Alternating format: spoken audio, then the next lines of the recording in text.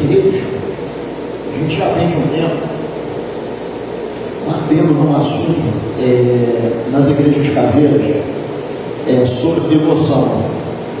E no nosso meio também, né? Em conversas individuais, em conversas coletivas. E quando a gente fala sobre devoção, fica algo que às vezes fica um pouco vago. Fica algo que fica um pouco vago. Parece que quando nós falamos sobre devoção, quando eu digo assim, eu amo a Deus, nós esquecemos que a fala ela precisa estar acompanhada de um comportamento condizente. Vocês concordam comigo? Eu dizer que amo a Deus, mas eu não amo obedecer as Escrituras, quer dizer, tem alguma coisa que não é coerente. E uma definição de devoção é dedicar-se a Deus com todo o coração, com fé e lealdade. Vou dizer novamente: devoção, dedicar-se a Deus com todo o coração, com fé e lealdade. São dois significados de devoção. Então, queridos, quando nós falamos, não é só uma questão que tem que sair da nossa boca. Isso precisa estar assim, sair das nossas entranhas, porque o verdadeiro amor a Deus, esse amor vai ser externado. Nós vamos ser tão consumidos pela presença do Senhor, pela graça do Senhor, que isso vai ser externado. Não vai ficar em palavras.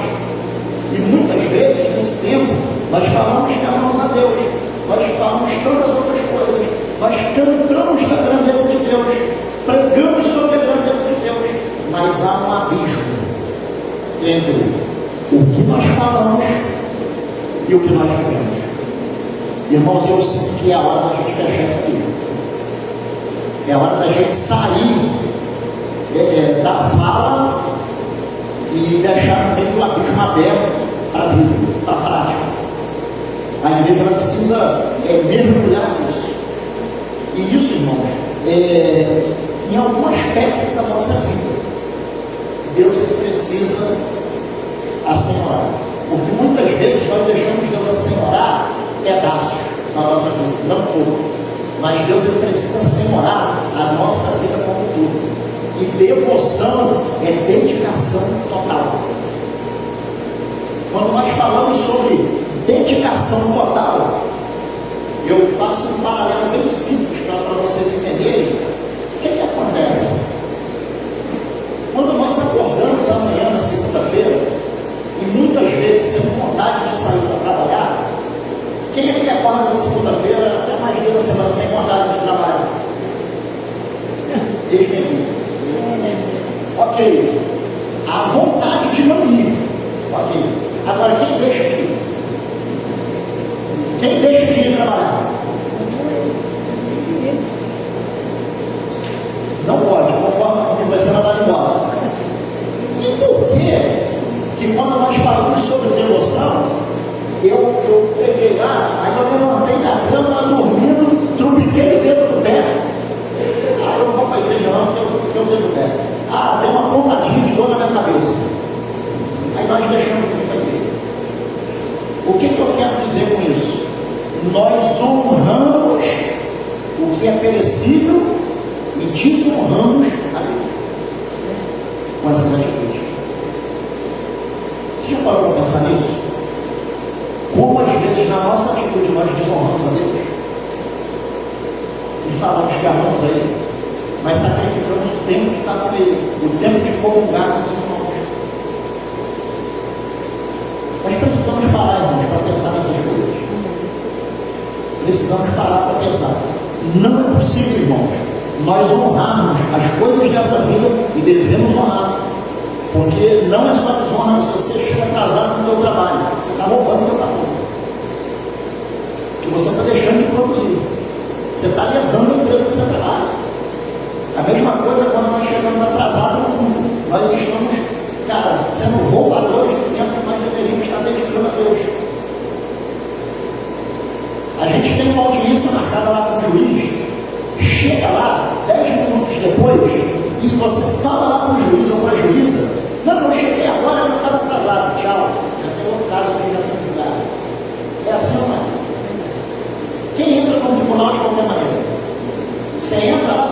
cumprir a normativa daquele lugar. Aí na igreja, parece que não se cumpre nada. Ou não, na verdade não é que não se cumpre nada, parece que não se deve cumprir nada. Ah, eu faço o que eu quero, eu vou o dia que eu quero, eu procuro por um apacentamento, eu procuro por um discipulado no dia que eu quero. Irmãos, não se trata disso.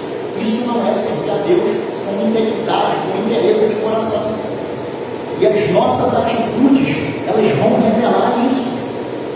E muitas vezes, no nosso momento de devocional, no nosso momento que nós estamos orando ao Senhor, você sabe o que acontece?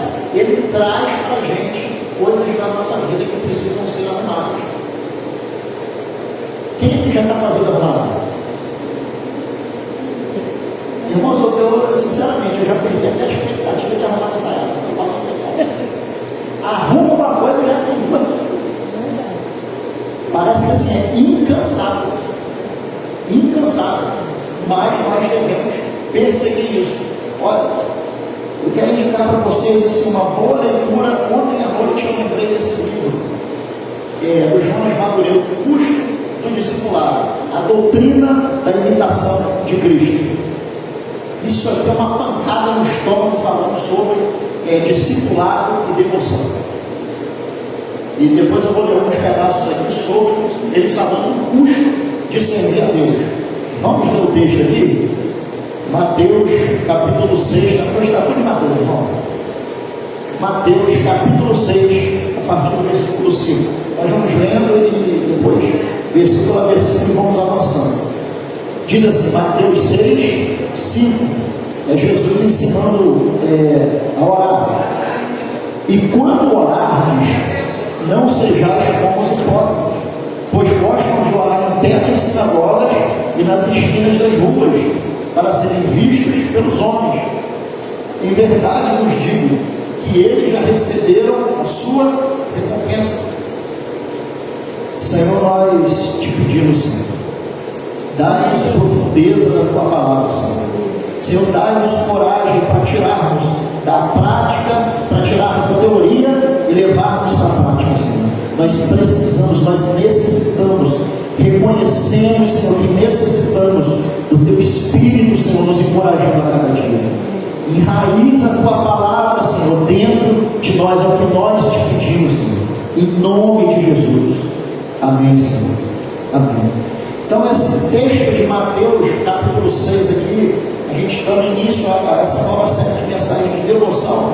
Esse versículo aqui, ele deixa bem claro: não sejais como os hipócritas, pois gostam de orar em pé nas sinagogas e nas esquinas e nas ruas, para serem vistos. Pausa. Uma coisa que eu quero dizer para vocês aqui: não se iludam com as aparências. Esse é o primeiro ponto. Muitas vezes nós vemos alguém ou algumas pessoas com uma boa oratória, com uma boa fala, publicamente se portando bem, e nós ficamos iludidos com isso, com a boa aparência, mas não procuramos caminhar junto e entender se de fato essa pessoa vive uma vida de retidão ou ela está somente vivendo uma vida de aparência. E nós podemos ter uma vida, vamos dizer assim, agora do tempo, né? Fake news. A nossa vida perante aos irmãos é uma coisa, e quando nós estamos no privado é outra totalmente diferente. Irmãos, se eu pudesse, mas eu não posso, eu não tenho autoridade para isso, eu ia banir uma fala meio cristã, que é: a minha vida ministerial é a minha vida secular. Isso é uma desgraça. Você sabe por quê? Parece que nós estamos falando de duas vidas, mas é uma coisa só. É uma coisa só. E nesse tempo as pessoas não entendem. Quando nós falamos vida secular, são coisas que nós fazemos fora do âmbito da igreja, ou fora do âmbito ministerial. Somente. Não quer dizer que temos duas vidas, duas posturas. O cristão é uma vida só, é uma coisa só. Quer comais ou quer bebais ou façais qualquer outra coisa, fazer para a glória de Deus. Então, o texto está exortando, o texto fugiu daqui. O texto está exortando a gente para não ser como os hipócritas, que gostam de orar em pé nas sinagogas, nas esquinas, para serem vistos, para receber a glória humana. Irmãos, no século que nós estamos vivendo, é uma tristeza isso aqui chamado microfone.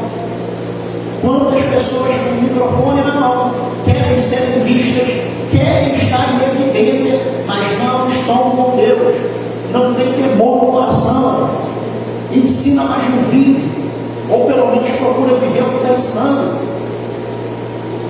Irmãos, todos nós somos limitados, todos nós somos pecadores. A diferença é que pela graça do Senhor nós fomos resgatados. A diferença é que na nossa limitação, na nossa fraqueza, o Espírito Santo nos aperfeiçoou. Então, não olhem as aparências. E o texto ele fala no finalzinho o seguinte: olha, para esses que vivem buscando a glória humana, para esses que estão orando a fim de serem vistos e receber a glória humana, eles já receberam a sua recompensa. Irmãos, a nossa recompensa não é nessa vida, a nossa recompensa maior é na eternidade. Vai ter muita gente fluindo nos dons, profetizando, curando, e o Senhor vai dizer para elas: olha, apartai-vos de mim, que eu não vos conheço. Falei semana passada e repito novamente: ser usado por Deus não é ser aprovado por Deus. Deus falou: Balaão estava lá desobediente, e Deus falou: então só tem a mula para usar, e usou a mula para. Deus usa quem ele quer. Deus ele usa quem ele quer, mas usar não é aprovação. É um outro erro aqui dentro desse primeiro ponto de aparência que eu quero trabalhar com vocês. Se chegar alguém aqui, seja no nosso meio ou fora, alguém convidado, e orar e alguém ser curado, você sabe o que uma boa parte da igreja vai fazer? Produzir idolatria. Não, vamos lá nesse irmão porque é o irmão da cura. Vamos nessa irmã porque essa irmã da cura. O nome disso é idolatria. Se você não sabe, você fica sabendo agora. É idolatria. Quem é que dá poder para curar? Deus. Quem é que traz a revelação? Deus. Por isso que nós tivemos um tempo de evangelho meia boca, um tempo de evangelho onde as pessoas estão mais apegadas a uma campanhazinha com água, com rosa ungida, com lenço. Gente, isso é conversa fiada, eu já falei isso aqui. Isso é preservado. Isso não tem amparo bíblico. A igreja não precisa ser bereana. A igreja não precisa ser igual à igreja primitiva. Falou, vamos conferir. Isso tem algum parâmetro das escrituras. Eu recebi uma profecia sei lá de quem. Aí não confere na Bíblia, não vai orar. Não, mas eu recebi uma profecia de fulano. Mas fulano pode errar. Crente ruim que não sabe Bíblia, que fala lá, Paulo vai estar falando, junto o que está sendo dito. Aí eu tenho que entender, irmão. A igreja, escorregando. A igreja olhando superficialmente. Quando a Bíblia fala sobre nós julgarmos o que está sendo dito, não, você não está julgando lá a pessoa, você está julgando lá a profecia. Isso é Bíblia. Isso é Bíblia. Paulo ensina isso. Por quê? Porque nos últimos dias haverão muitos falsos profetas, falsos médicos, falsos pastores no meio das congregações, parecendo ser o que não é. Aí cadê a igreja com discernimento do Espírito? Irmãos, não julguem pela aparência visível. Seja criterioso. Peça ao Espírito Santo para instalar dentro de você uma visão de raiz, para você olhar e discernir o coração. O segundo ponto diz assim: mas tu, e quando é isso mesmo, mas tu quando orares, entra no teu quarto e fechando a porta do segundo lugar secreto, ora a teu Pai que está em secreto, secreto te recompensará. Segundo ponto, relacionamento. E esse relacionamento aqui é um lugar secreto onde ninguém está vendo o que você está fazendo. Aonde é você e Deus. Como que eu falo de devoção se eu não tenho momentos do meu dia? Irmãos, e isso na praticidade do Rio de Janeiro, porque assim, a gente abriu o olho só, não os dois não, a gente abriu o primeiro olho de manhã, a gente já está na correria. Botou o pé no chão, já está na correria. Mas nós precisamos transportar isso para a nossa realidade do Rio de Janeiro, que é uma cidade ultra mega corrida. Como que nós devemos tratar disso? Nós conseguimos tranquilamente, em raios do nosso dia, pequenas porções do nosso dia. Mas você está na hora do almoço, você almoçou, vai bater um papo com um amigo de trabalho e tal. Você consegue separar em 5, 10 minutos? Você tira o tempo, olha o Senhor. Você está lá no seu trabalho fazendo alguma coisa, enviou um relatório, por e-mail, aí está esperando o retorno do relatório. Você ora no Espírito. Você vai fazendo tiros de orações públicas. Aí não dá para a gente pegar e dizer a seguinte coisa: ah, mas eu não oro porque eu não tenho tempo. Não, não é que você não tem tempo. O que falta para a gente é prioridade naquilo que nós estamos fazendo. O que falta para a gente é: ou eu amo o Senhor e me relaciono com Ele, ou eu não amo o Senhor.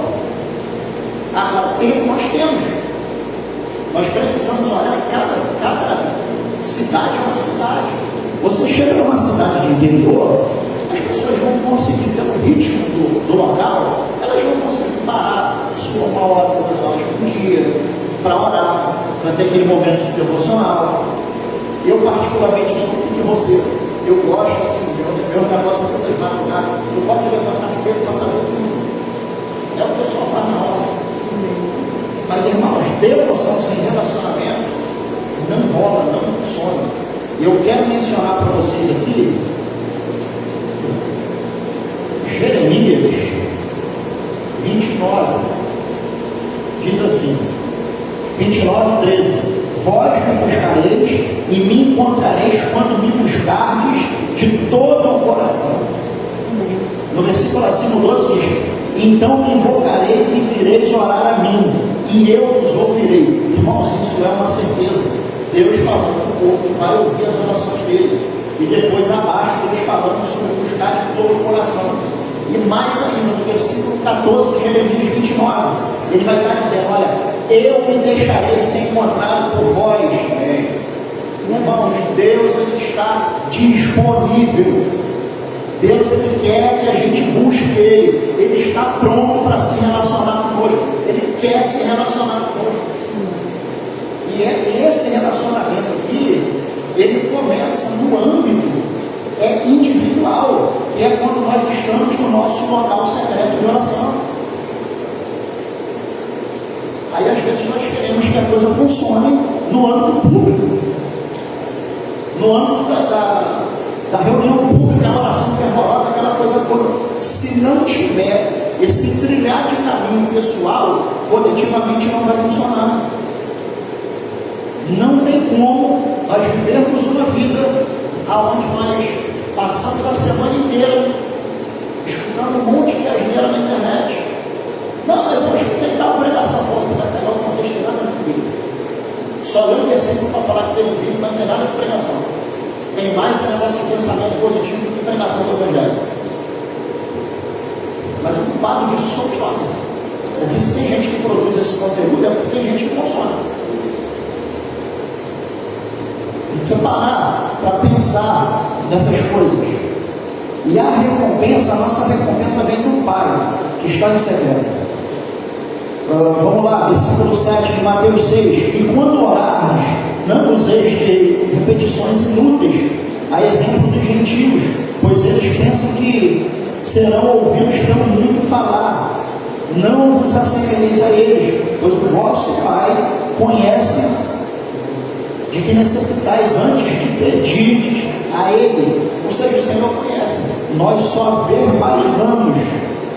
Aí nós vamos entrar aqui agora no ponto da oração coletiva, que diz assim: portanto, orai desse modo: Pai nosso que estás nos céus, santificado seja o teu nome. Pai nosso que estás nos céus, santificado seja o teu nome. Queridos, o Pai aqui é de quem? Nosso. O âmbito coletivo. Mas para esse âmbito coletivo funcionar, o individual tem que estar funcionando também. Como que nós vamos desenvolver afeição profunda com uma pessoa se nós não nos relacionamos? Por exemplo, na própria relação nossa entre irmãos, tem pessoas que nós somos mais íntimas, tem pessoas que não. Mas as pessoas que nós somos mais íntimas são pessoas que nós temos um tempo melhor de qualidade. E está tudo bem, a gente não vai ter profundidade de relacionamento com todo mundo. Isso aí é maluquice quem acha isso. Mas nós vamos conhecer profundamente a partir de relacionar. E esse momento aqui da oração coletiva, da vida coletiva do corpo, nós quebramos uma coisa terrível desse século. Quando nós vemos aqui: Pai nosso que estás nos céus. Irmãos, a vida da igreja, ela está pautada na soberania de Cristo, na soberania do Pai. Não está pautada: mas hoje a música não foi boa na igreja, a pregação não foi boa na igreja, mas o culto é para Deus ou para a gente? Simples assim. E parece que o que acontece? Quando nós não entendemos essa coletividade, você sabe o que acontece? O culto precisa ser bom para a gente. Teve a gente foi conversando, né? Um compartilhamento essa semana com alguns pastores. Aí teve numa congregação lá em São Paulo, teve uma reunião pública que aconteceu, e a liderança da igreja saiu tão frustrada daquela reunião que falou: Deus não estava presente na reunião. E eles foram se reunir muito decepcionados de que, olha, a gente não sentiu Deus, alguma coisa está de errado e tudo mais. Aí uma criança chegou em casa e contou algo para o pai. Claro, na linguagem de criança. Essa criança estava com uma inflamação terrível, estava uma semana inteira sofrendo com essa inflamação nos ouvidos. E no momento que a igreja estava orando, adorando, a criança relatou para o pai que viu um homem de branco botar uma fralda, veio um homem de branco, botou uma fralda no ouvido dela. E aí pegou e olhou e viu sangue nessa fralda. E na hora a dor foi embora. E está lá a liderança da igreja aborrecendo que não sentiu a presença de Deus. Aí o pai pegou, mandou mensagem para um dos presbíteros relatando o que aconteceu. Aí, ou seja, a liderança ficou envergonhada 2 vezes. Primeiro, duvidar da presença de Deus. E segundo, Deus é que estava presente. Porque Deus é quem curou essa criança. Você está entendendo como é que muita coisa fica no nosso parâmetro? O nosso parâmetro é complicado. Por exemplo, eu acordo um dia melancólico, eu acordo um dia triste, um dia mau. Tudo para mim é ruim. Gente, tem dia que até a gente vai se aturar, irmão. Você vê, mas é coisa do ser humano. Mas nós não podemos medir. Depois vocês veem o caso. Nós não podemos medir as coisas de Deus pelo nosso parâmetro. E essa coletividade da oração do corpo, da unidade do corpo, ela precisa acontecer. Porque Deus é que é soberano e governa sobre todas as coisas. Irmãos, para essa coletividade funcionar, precisa haver essa busca individual, sim, mas precisa haver também um cuidado da nossa parte, para que a gente não caia no erro que está lá em Eclesiastes, no momento que nós falamos, da Bíblia. E diz o seguinte, que o perfumista, ele deixou de estampar o perfume, veio uma mosca, pousou e botou toda a essência se perder. nós precisamos zelar por isso. E como nós zelamos pela coletividade saudável da igreja? Esse é o primeiro ponto, que é uma das coisas que tem mais ferido a igreja dos nossos dias. E quando eu falo, é como um todo. Eu chego lá, eu tenho um problema para resolver com o Antônio, aí eu não vou até o Antônio. Eu chego para ele falar, rapaz, eu fiquei triste com você por isso. Olha, você precisa ver isso. Eu não falo direto com o Antônio. Só que eu não falo com o Antônio, aí eu vou lá e eu pego um encontro com o Gleice. Aí eu começo a falar com o Gleice e com o Antônio. Ou seja, uma coisa, uma insatisfação pessoal, e está tudo bem, isso é normal. Em algum momento nós vamos precisar contar com a esposa com o marido, com a nossa relação de trabalho, e com a igreja não é diferente. Mas uma insatisfação, ela escalona com a maledicência. Vocês reparam como é que a coisa começa bem sutil? Nós precisamos zelar, para que a essência não haja espaço, não haja brecha para o diabo vir contaminar. E isso é nosso papel. Deus já depositou a boa essência, a valiosa presença do Espírito Santo dentro de nós. Mas para manter essa fonte limpa, há uma interação. O Espírito Santo ele não é uma pessoa que viola. O Espírito Santo ele não é uma pessoa que ele vai chegar e vai dar uma pesada na porta e vai entrar. Precisa haver uma abertura no nosso coração para que o Espírito Santo age. Olha como é que isso é tão assim, pontual, que olha o relato e da igreja, se eu não me engano, lá no céu, Apocalipse 3, diz assim, isso foi a carta da igreja direcionada para o céu. Eu conheço as tuas obras, sei que não és frio nem quente. Antes fosse frio ou quente. Assim, porque tu és morno e não és quente nem frio, estou a ponto de vomitar-te da minha boca.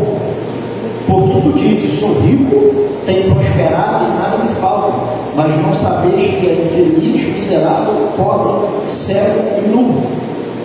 Aí vem o conselho aqui de Deus. Eu te aconselho que compres de mim ouro refinado no fogo para que te enriqueças, roupas brancas para que te cubras e a vergonha da tua nudez não seja mostrada, e colírio para que aplique sobre os teus olhos e enxergues. E Deus ele repreende tudo mais, ele diz, olha, eu repreendo e castigo a todos quantos amo, ser pois zeloso e arrepende-te. Eu estou à porta e bato, se alguém ouvir a minha voz e abrir a porta, eu entrarei em sua casa e cearei com ele e ele comigo. Ou seja, precisa haver uma abertura no nosso Deus, para que a obra do Espírito, o processo de santificação continue crescendo. Irmãos, nós estamos no meio do caminho, nós estamos no processo, e o Espírito Santo ele vai moldando o nosso interior. Por isso que nós precisamos zelar pela coletividade. O Senhor fala aqui para a igreja de Laodiceia. E o interessante é que dentro da revelação que João teve, das cartas que foram enviadas para as igrejas da Ásia, Deus não desqualificou em momento algum as igrejas. As igrejas bagunçadas, zoadas, e as cartas foram enviadas às igrejas. Deus fala para Laodiceia que tem todo um contexto, porque essa linguagem é dita aqui no caso do momento agora para a gente não sair fora. Porque o Senhor fala de comprar ouro refinado, colírio, roupas brancas, tem todo um contexto aqui da época cultural, do contexto histórico e cultural. E vamos avançando. Primeiro, não se perca no meio das aparências, veja o coração, discirna o coração, relacionamento pessoal com Deus, a coletividade do corpo, e nós devemos guardar a essência. E nós vamos aqui para a soberania de Deus. Versículo 10: venha o teu reino e seja feita a tua vontade, assim na terra como no céu. Irmãos, muitas vezes a soberania de Deus vai contrariar o que nós queremos. Muitas vezes nós vamos chegar diante do Senhor com um projeto. Deus vai dizer não. E se nós teimarmos em fazer, vai frustrar. Por quê? Porque Deus ele não está compromissado com aquilo que nós queremos fazer de forma independente. Deus está compromissado com o propósito eterno dele na terra. E quando nós olhamos e lemos isso aqui, que venha o teu reino, seja feita a tua vontade, assim na terra como no céu. Você já parou para pensar que quando nós oramos, isso é uma oração perigosa? Você já parou para pensar que pode ser uma oração que Deus vai bagunçar a sua vida de cima a baixo? Irmãos, de verdade, ontem à noite eu estava pensando muito nisso. Eu fui dormir pensando nisso. Eu falei, rapaz, a gente vai ter que começar a orar para o Senhor fechar algumas portas de emprego, para o Senhor começar a trazer inconveniência para algumas pessoas. Aí eu lembrei muito com Jair Coelho, do apóstolo Coraiola, de uma experiência que o irmão chegou para ele e falou assim: poxa, a igreja já está um mês em Almonte orar, mas eu não consegui em um dia, porque o meu trabalho não me permite. Aí ele, poxa irmão, por que você passou um mês para me falar isso? Se você tivesse me falado na primeira semana, já estaria resolvido o seu problema, você ia estar junto com a gente, mas nós vamos resolver o seu problema agora. Daí o camarada orou pelo irmão e falou: Senhor, se a porta que o Senhor abriu para abençoar a casa dele, ele transformou isso em maldição, fecha a porta do emprego dele. O homem foi mandado embora. Ele reclamou que ele veio orar. Ele não estava indo orar porque estava por causa do trabalho. Irmãos, a ilustração aqui é para te dizer o seguinte: o nosso trabalho não nos impede de buscar Deus. A nossa faculdade não nos impede de buscar Deus. A maternidade não nos impede de buscar Deus. A paternidade não nos impede de buscar Deus. Nada nos impede de buscar Deus. Somente nós mesmos. Falta de fome. Falta de zelo pela presença. Isso sim compromete. Aí você já parou para pensar? Que situação constrangedora. A pessoa chega e bota um monte de desculpa. Aí você tem que orar para Deus, fecha a porta de emprego da pessoa. Aí você tem que falar para a pessoa: irmão, ali no teu foco. Ali no teu foco. Deixa um pouco as coisas dessa vida, cumpra com o que você tem que cumprir, mas não deixe de cumprir o que é mais importante, buscar Deus. Porque, irmãos, há desculpa para tudo.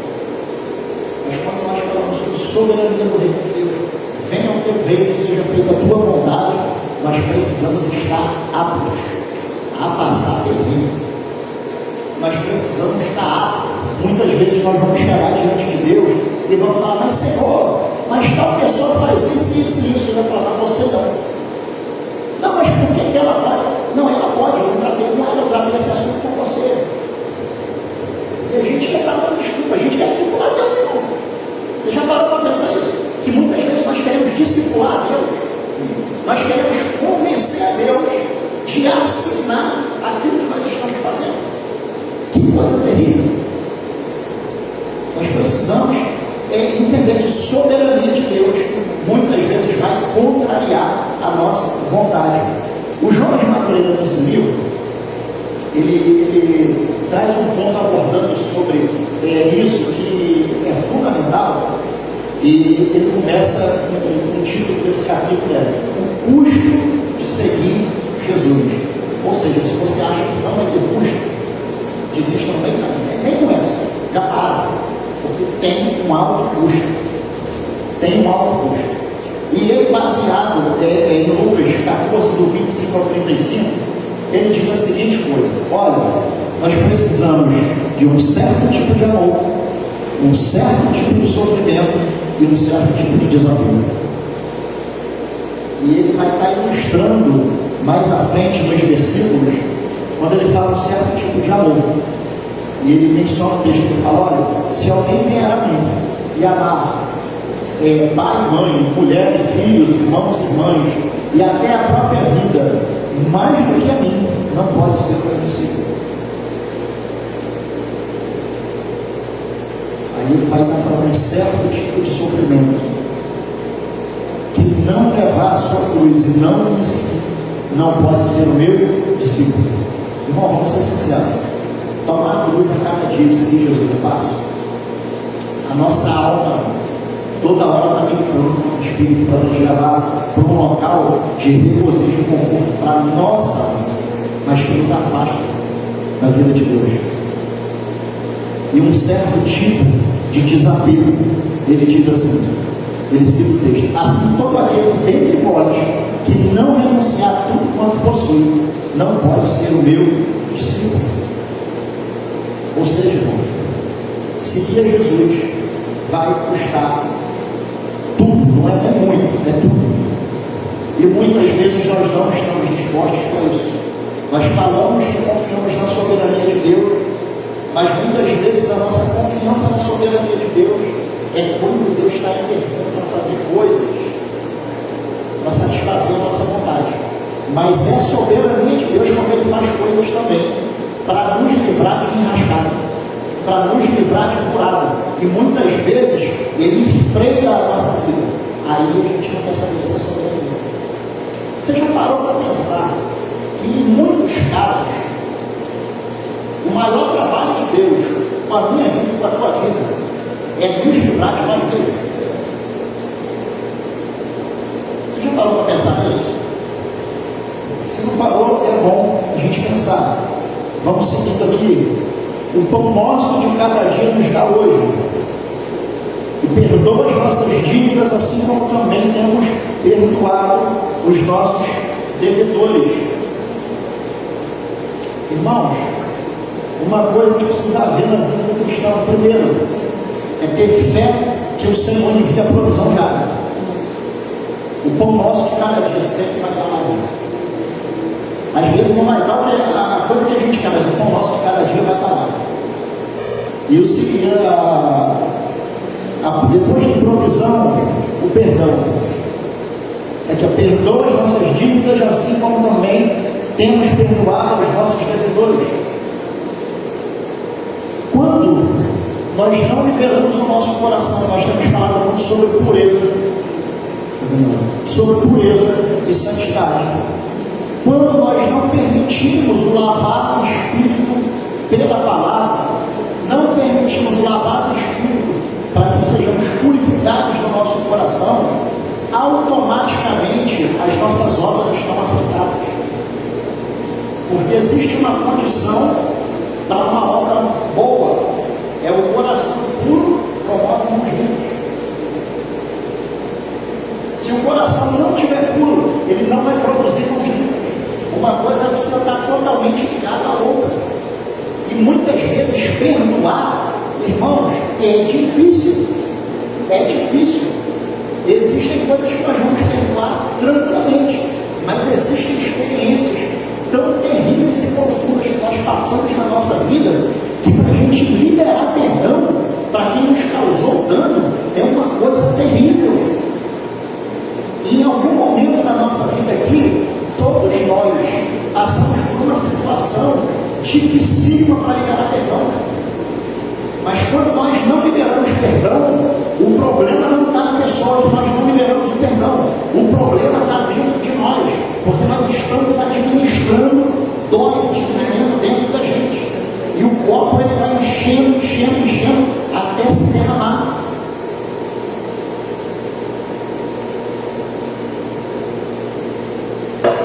E você sabe o que acontece? Quando não tem uma liberação de perdão da nossa parte, uma hora o copo ele enche tanto que ele transborda dentro de nós. Aí a nossa fonte passa a ser uma água do ferro, uma água amarga. Nós precisamos, em meio a situações difíceis, claro, irmão, que aqui nós não podemos generalizar tudo e achar que tudo é fácil, não. Tem coisas que são fáceis e tem coisa com o tempo nós vamos liberar perdão.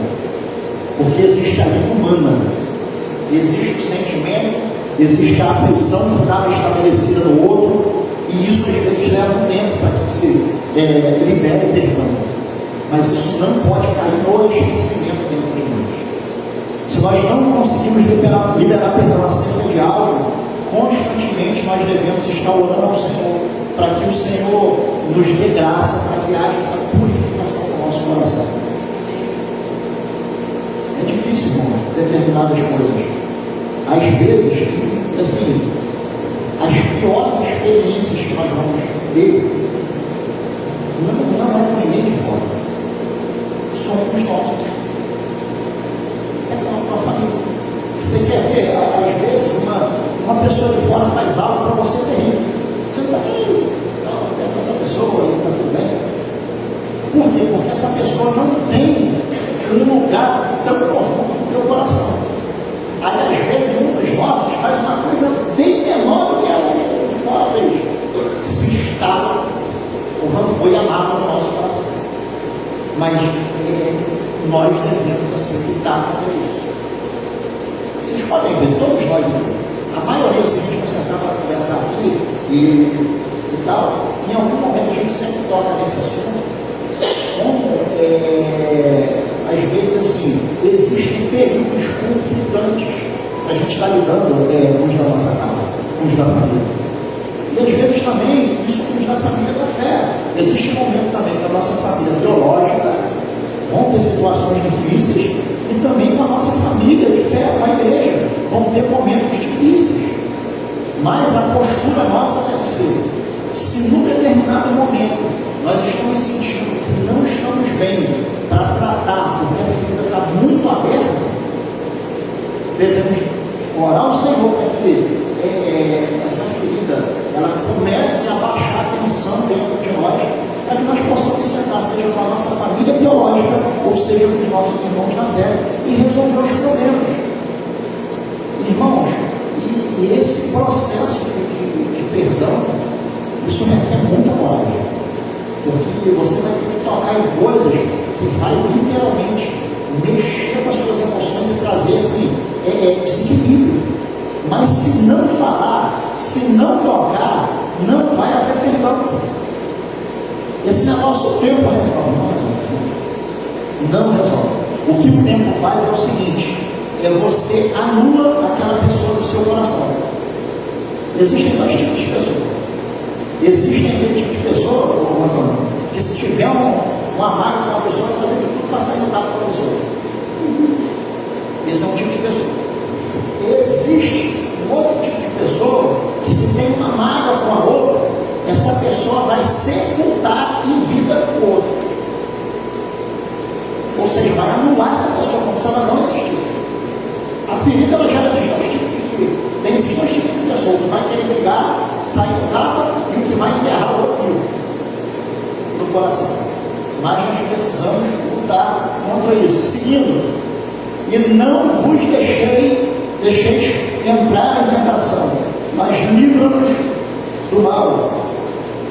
Pois Deus são o reino, o poder e a glória para sempre. Amém. Irmãos, nós precisamos olhar. Esse ponto aqui eu coloquei como cuidar para não cair. Nós precisamos entender que quando alguém cai em pecado, quando alguém cai em desgraça na sua jornada, muitas vezes o nosso papel é botar no paredão e fuzilão. Só que tem uma outra face da coisa que nós não pensamos. Que eu também sou propenso a pecar. E quando eu falo pecado, eu não estou colocando um pecado sim, um pecado grande, um pecado pequeno. Pecado é pecado e pecado desonra a Deus. Nós devemos, sim, como igreja, como corpo de Cristo, arrepender. Se houver arrependimento, ter acolhimento. Se não tiver arrependimento, aí a pessoa vai tratar é Deus. Deus ele vai tratar com a pessoa. Mas quando nós olhamos para esse versículo 13 aqui: não nos deixeis cair em tentação, todos estamos suscetíveis. Agora, o que é que vai nos levar a um lugar que essa probabilidade cada vez mais vai diminuir?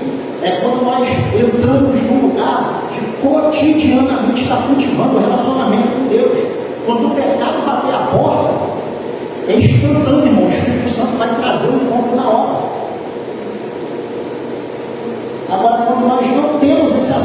Senhor, não buscamos ao Senhor. Você sabe o que acontece? Nós vamos viver uma vida inteira relativizando as coisas. Nós vamos achar que assim, é normal comprar e pagar. Nós vamos achar que é normal, né? Chega lá, poxa, minha conta está vindo lá, um absurdo no mês. Todo mundo faz, eu vou pegar aqui e chamar o sei lá quem, para botar o dado. Não, mas ele está me roubando, eu vou botar o dado aqui. E ela está te roubando, mas você não vai para você está roubando ela. Quem é mais ladrão que escolheu? Todo mundo é ladrão. É a companhia que está roubando você para botar o dado. E aí? Como é que nós vamos corrigir erro quando erro? Não faz sentido.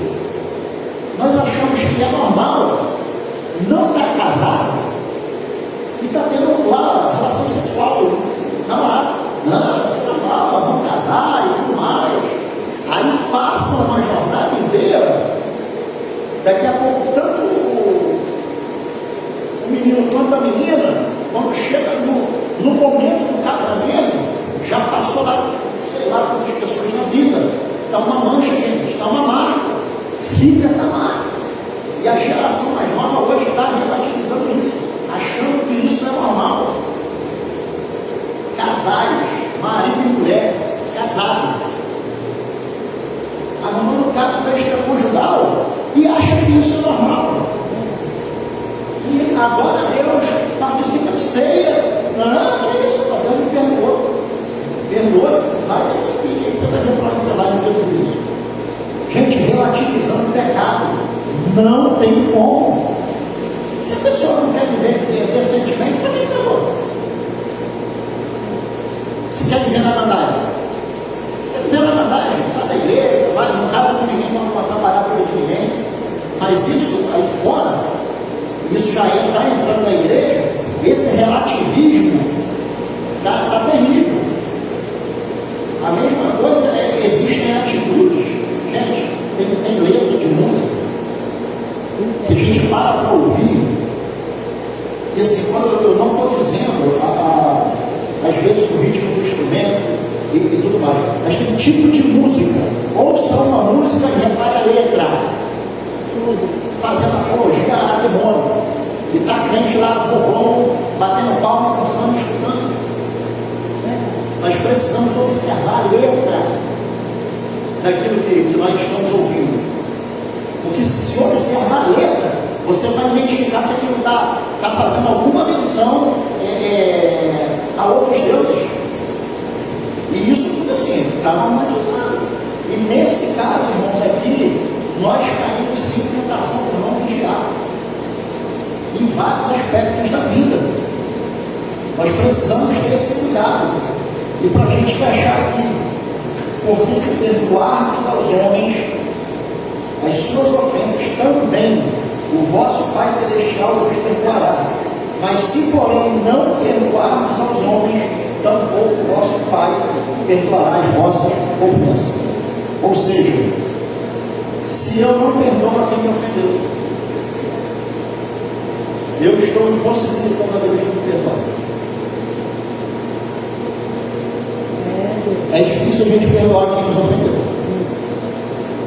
mas eu não quero estar de fora daquilo que Deus está fazendo. Então a ofensa que eu recebi, ela é mínima diante daquilo que Deus está fazendo. Nós precisamos passar por cima disso.